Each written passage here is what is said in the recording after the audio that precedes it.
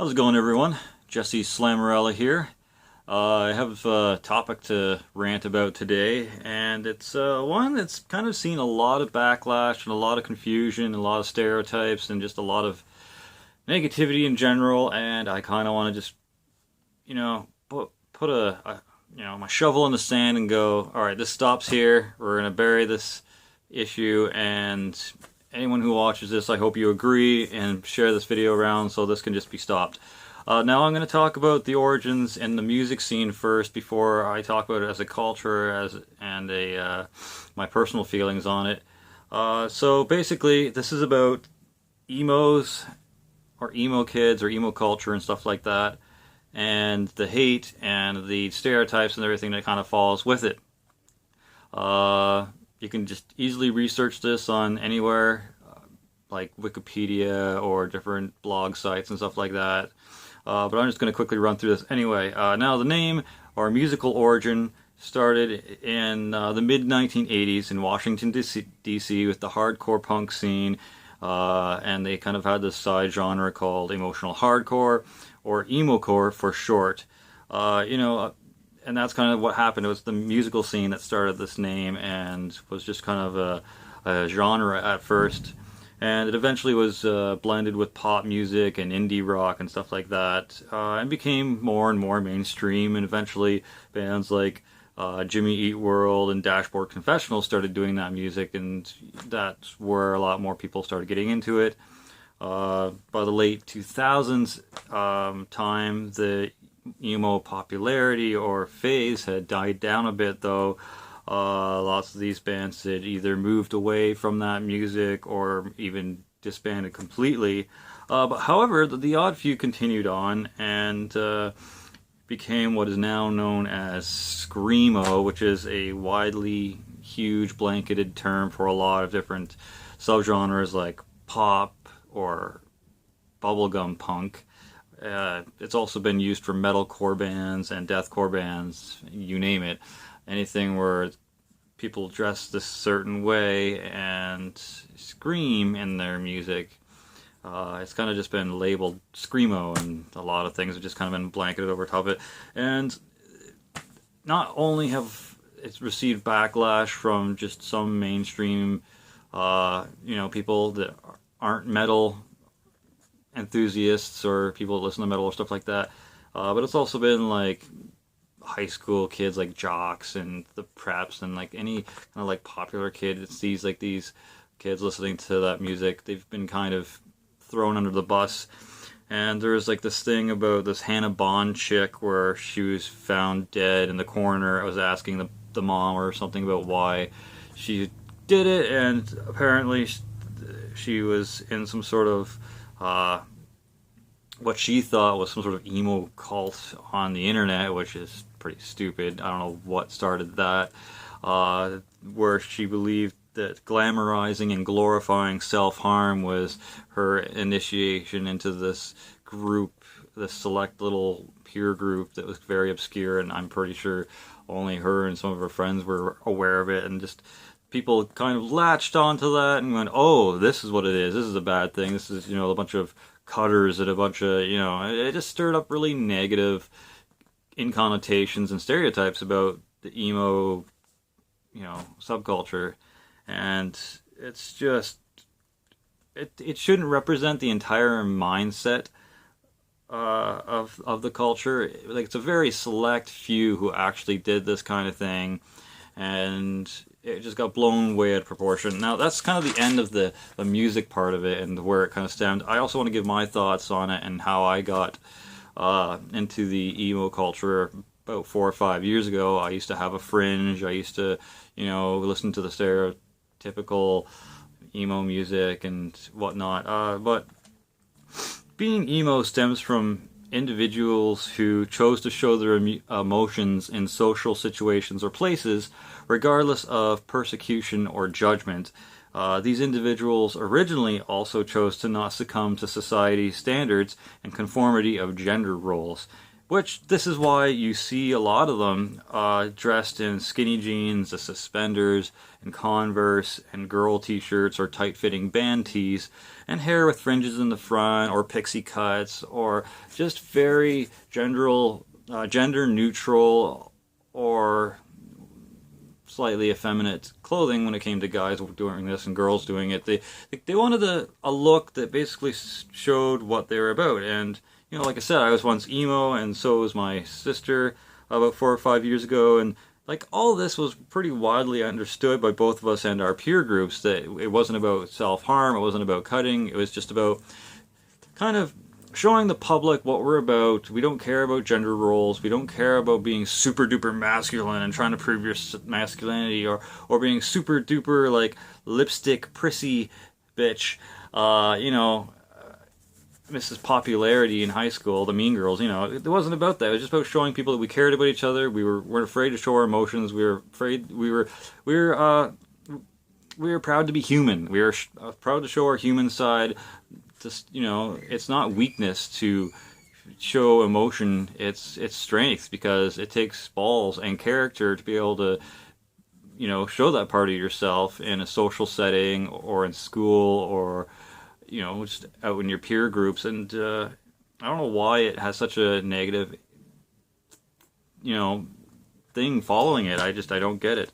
This whole thing about cutting and emos is an absolute stereotype, a stereotype that was probably fabricated by jocks and other naysayers of this minority, and individuals, or the odd story like that Hannah Bond person. I don't know, I think that might have been in England anyways. Could be wrong, but just stupid little things like that really taint what being emo was and what the emo culture was, besides the music aspect of it. Like, just because you listen to Simple Plan, or Aiden, or AFI, or what have you, doesn't make you emo. It, that's the type of music it is, but that doesn't make you emo. Like, the whole fashion thing and the whole self-expression thing was definitely what it's more about. And it's just, I just want to say, cutting is not an emo trait. It's if you cut and you want to claim that you're emo, that doesn't make you emo. That makes you a person with severe emotional issues.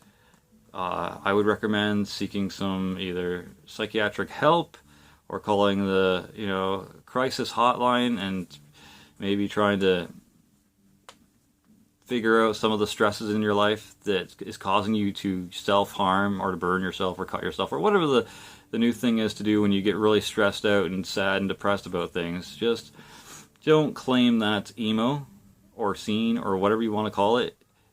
Just, it's you having a hard time in life, and trying to replace the mental pain with physical pain, so you can forget about what's actually bothering you upstairs. And I understand that. I've had friends back in the day who cut themselves and did other crazy ass things, like turn a lighter on for as long as it could, and then jamming the friggin' thing into their arms or hands or whatever, and leaving this like lighter smiley freaking blister on their arms, and now it's there forever. And I feel for those people that feel they need to do that to get rid of the emotional pain that their peers or bullies or other people in their lives has caused them. But that is, self-harm is not the answer. Counseling and learning how to deal with these types of people that make you want to do that is the answer. And if anyone has to deal with that in the real life, feel free to message me, on here, or try to get a hold of me. And if you're having problems, if I have the time, I'm definitely going to try and take some out to help you and talk about this, because it's not a nice thing. And I mean, when you're a young teenager, like anywhere from like probably 12 to even 19, I mean, life's a little extreme sometimes, and it's pretty harsh, and there's a lot of alpha male syndrome going on, where there's this big cry to be the biggest, toughest dude and whatever, and then there's all the mean girls type of chicks in high school that are always spreading rumors, talking shit about you, trying to trash your reputation, make people not hang out with you, and make your life pretty much a miserable, shitty hell in high school. And I get that. I've been there, and it's balls. It's absolute balls. So yeah, don't cut yourself. Don't hurt yourself. Don't, let them win by doing things to yourself that you're just going to look back on years from now and go, geez, I actually let them get to me. I actually, let them get to me so bad that I carved up my arms and wrote failure or disgusting or ugly or whatever some people write in their arms or on their flesh. It's not worth it. You're worth more than that. You're a bigger person, and there is life after high school. Unfortunately, some idiots, high school never ends for them, and they still continue to be an asshole after high school and cause people problems. But most people, for the greater part, grow up, they get a job, they move out on their own, and they realize, it's a little bit more real. So there's more to life than trying to make yourself feel better or putting people down or taking, for the people that are bullies that are getting abused at home and decide, oh, I'm just going to beat up my classmate or shove this, skinny nerd into a locker or fucking take his money or some shit or beat him up outside of the school or whatever, is going on. That's also not the way to deal with it. If you're getting abused at home and your parents are mistreating you in a really illegal ways, you also need to find counseling. You also need to talk to someone and work that shit out, because going to school and taking that abuse out that you get at home on your fellow classmates or your peers, or taking your insecurities out on other people, that is just not the way to frickin' handle it. And you're causing these people to hurt themselves. You're causing these people to have freaking panic attacks and go into depression fits at young and early ages. You're making them feel worthless. And do you really want to spread that? I mean, there's already enough negativity in the world as it is. So just find help. Get someone to talk to about your problems, solve them, and be a productive person in life. I know many times when I was in high school and I saw some kid getting picked on, I stepped in and I told the bully or the aggressor to, knock it the fuck off, or I'm going to knock you the fuck out. I'm not like one of those hashtag bully the bullies kind of people. I do it just for jokes every now and then, just not seriously. But there's sometimes people just do need to take a stand and just be like, no, this is not acceptable. I'm not going to allow you to just randomly cause shit in my high school or my, senior public school or, preschool or whatever it is. It's not, in real life, that's called criminal activity. You're assaulting someone. You are stealing from someone, and you can be charged with that. It's not, you don't get a freebie just because you're in high school. There is consequences to negative actions, and if you're doing these negative actions because of shit that's going on at home, or you're getting, mistreated somewhere else, and you feel, oh, I'm just going to take it out on these people or because they're smaller and weaker than I am. No, fuck off. That's not how you deal with it. Anyways, I'm kind of going off on a tangent here, but anyways, long story short, cutting and self-harm isn't an emo thing. Emo culture and stuff is just showing your emotions in public, being a stronger person, and showing that you're not conforming to gender roles, and that you're not just going to go along with the society's look on how girls should act and dress and how men should act and dress. You should only wear blue if you're, a man. You should only wear pink if you're a girl, and, only girls should wear skinny jeans and, tight-fitting tops, and only men should wear baggy clothes and masculine stuff. It's just, that's all it is. It's just the emo culture and kids going, nope, we're not adhering to that anymore. We're not living in the 50s and 60s anymore. We're choosing our own path in life, and that's what it ended up being, and that's what they ended up looking like. Just show that they're not going about what society wants, and they're going to be their own person. Anyways, I'm going to be trying to link a couple things in the description eventually, like the crisis helpline or the LGBT line or anything like that, as well as a link to Wikipedia, where you can just look up what emo is and stop being a discriminative bastard. Anyways, thanks for watching. This is Jesse Slammerella on emo culture and music. Stay sick, and I'll see you next time.